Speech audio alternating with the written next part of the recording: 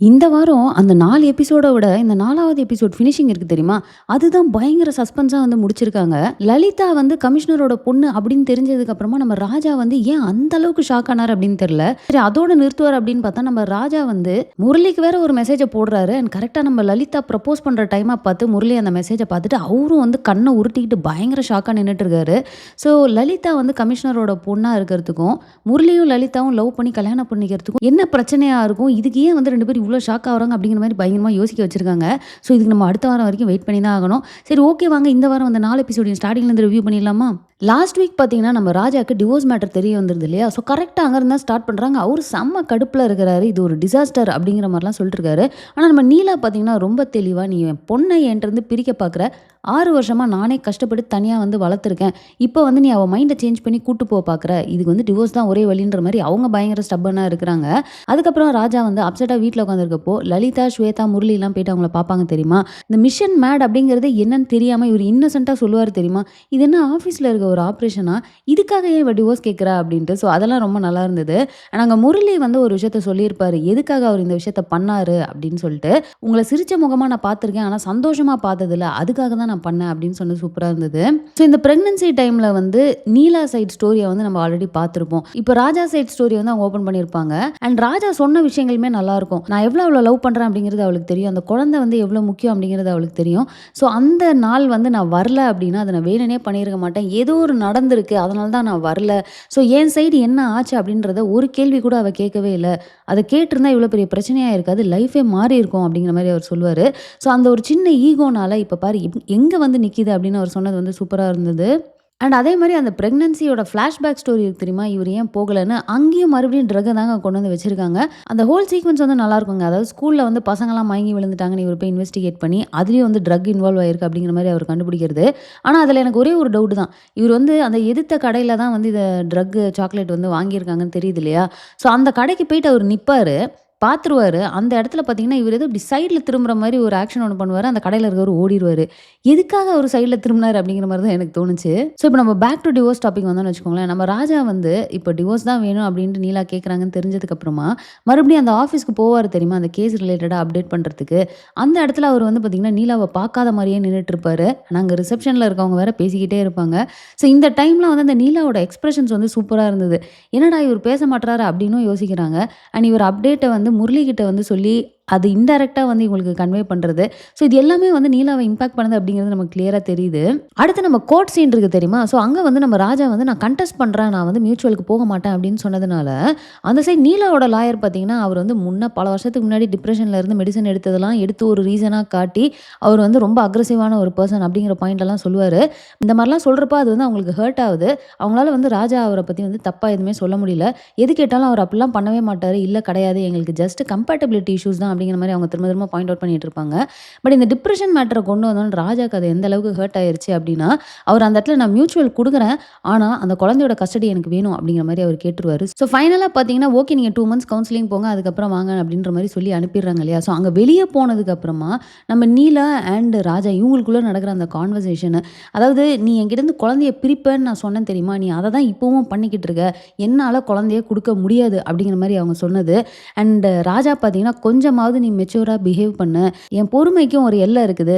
உன் மேல வச்சிருக்க லவ் அண்ட் சத்யா இதெல்லாம் யோசிச்சுட்டு தான் நான் வந்து இந்த அளவுக்கு பொறுமையா இருக்கேன். ஸோ அதெல்லாம் பார்த்தீங்கன்னா, ஒரு மாரி ரொம்ப ரியலா நல்லா இருந்தது. அண்ட் லாஸ்ட் வீக் பார்த்தீங்கன்னா, அந்த ஒரு கேஸ் வந்திருக்கும் தெரியுமா? அதாவது திவ்யான்ட்டு ஒரு பொண்ண காணோம் அப்படின்னு சொல்லிட்டு தமிழ்நாடு போலீஸ் என்னமோ கண்டுபிடிக்கும்னு நெனச்சு அப்படிலாம் டயலாக் அடிச்சுட்டு போவாங்க. ஸோ அந்த கேஸையுமே வந்து இவர் திரும்பவும் வந்து கிராக் பண்ணி சால்வ் பண்ண மாரி காட்டியிருப்பாங்க. ஸோ அந்த த்ரூ அவுட் அந்த இன்வெஸ்டிகேஷனா இருக்கட்டும், அவங்கள புடிச்சு இது பண்ணது, அதுவுமே வந்து ஓரளவுக்கு நல்லா போயிருந்ததுங்க. ஆனா அத தாண்டி பார்த்தீங்கன்னா, அந்த முகமது அலி கேஸ் அப்படின்னு சொல்லிட்டு ஒண்ணு வந்திருக்கும் தெரியுமா? ட்ரங்க் அண்ட் டிரைவ் அப்படின்னு சொல்லிட்டாங்க. ஆனா அவர் குடிக்கவே மாட்டாரு அப்படின்னு சொல்லிட்டு நம்ப வாவரும், ஸ்வேதாவும் வந்து பேசிட்டு இருந்திருப்பாங்க இல்லையா? ஸோ அந்த கேஸுமே வந்து ப்ரோக்ரஸ் பண்ணி கொண்டு போய் முடிச்சிருப்பாங்க. சூப்பரா இருக்கும். ஆனா அதுலயும் பார்த்தீங்கன்னா, நம்ம லலிதா தான் வந்து லாயரா இருப்பாங்க. ஸோ அதுல வந்து நம்ம ஸ்வேதா ரூல்ஸ்ன்னு இருக்காங்களே, இப்ப என்ன பண்ணுவாங்க? இவர் கேட்ட மாதிரி மாத்தி எழுதி குடுத்துருவாங்களான்லாம் யோசிச்சுட்டு இருந்தேன். பட் அந்த இடத்துல சூப்பரா ஒரு விஷயம் பண்ணாங்க. அதாவது அவங்க வந்து அந்த அட்டாப்சிய வந்து மறுபடியும் பெர்ஃபார்ம் பண்ணி, இன்னொரு இது ரெடி பண்ணி குடுத்தது. நீங்க ஒண்ணு நோட் பண்ணீங்கன்னு வச்சுக்கோங்களேன், இதுவரைக்கும் இந்த போலீஸ்ல வந்த முக்காவாசி கேஸ் அதாவது ட்ரக் ரிலேட்டடான கேஸு அண்ட் மத்த கேஸ்லாம் கூட கொஞ்சம் கொஞ்சம் பார்த்தீங்கன்னா, எல்லாத்தையும் ஒண்ணா லிங்க் பண்ணி கொண்டு போய் லாஸ்ட் வீக் வந்து இந்த ஐரவாவோ யாரோ இந்த தீபக்க வந்து உள்ள கொண்டு வந்திருப்பாங்க தெரியுமா? ஸோ அவருக்கு தாங்க எல்லாத்தையும் கொண்டு போய் லிங்க் பண்றாங்க. அவ்வளோ கேஸுமே அவரோட லிங்க் பண்ற மாரி கொண்டு போயிட்டுருக்காங்க. அவரு வேற ஏதோ குருதிக்காட்டு குமார்ன்லாம் சொல்லுவாங்க. ஒரிஜினலா இப்ப இதுல அவரோட பேர் என்ன அப்படிங்கிறது எனக்கு ஒரு சின்ன கன்ஃப்யூஷன் ஆயிருச்சு. ஸோ அவரையும் பார்த்தீங்கன்னா, சின்னதா காட்டியிருப்பாங்க. ஒரு அண்டர்ஸ்டாண்டிங்க்கு அவரோட லைஃப் ஸ்டைல் எப்படி இருக்கு? அவர் என்ன மாரியான பெர்சன் அப்படின்னு காட்டுனதெல்லாம் வந்து சூப்பரா இருந்தது. ஸோ அவர அந்த ரோல்ல போட்டது வந்து நிஜமாலுமே ஒரு கரெக்ட்டான சாய்ஸ் அப்படின்னு தான் நான் ஃபீல் பண்றேன். இப்போ வரைக்கும் வந்து பெருசா அந்த ரோல வந்து எக்ஸ்ப்ளோர் பண்ற அளவுக்கு நமக்கு எதுவும் காட்டல.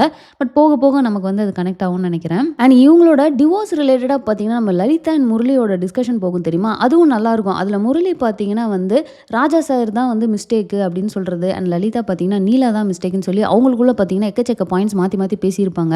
ஒரு சாரி கேட்டிருந்தா அது சால்வ் ஆயிருக்கும். இவரு ஒரு வேள அன்னைக்கு வந்து ஏன் வந்து அவரால ஹாஸ்பிட்டலுக்கு வர முடியலன்றத பொறுமையா எக்ஸ்ப்ளைன் பண்ணியிருந்தாருன்னா, இந்த பிரச்சனை வந்திருக்காது அப்படின்ற மாரி நம்ம முரளி சொன்னது. அண்ட் லலிதா பார்த்தீங்கன்னா, என்னதான் இவரு எக்ஸ்ப்ளைன் பண்ணாலும், அத உட்காந்து கேட்டு அத அண்டர்ஸ்டாண்ட் பண்ணிக்கிற அளவுக்கு வந்து நீலா இருந்திருக்கணும். ஸோ இது நீலா மேல தான் மிஸ்டேக் அப்படின்னு சொல்லி அவங்க மாத்தி மாத்தி அவங்க 2 பேரோட பாயிண்ட்ட டிஸ்கஸ் பண்ணிட்டது நல்லா இருந்திருக்கும். இந்த இடத்துல நம்ம ஸ்வேதா பயங்கரமா டென்ஷன் ஆயிட்டு, கல்யாணமே பண்ணிக்காம கல்யாணத்த பத்தி எதுவுமே தெரியாம இந்த மாரிலாம் பேசிட்டு இருக்காதீங்க. லவ்னா ஒரே ஒரு பிரச்சனை தான் வரும். ஆனா கல்யாணம்னா அப்படி கிடையாது.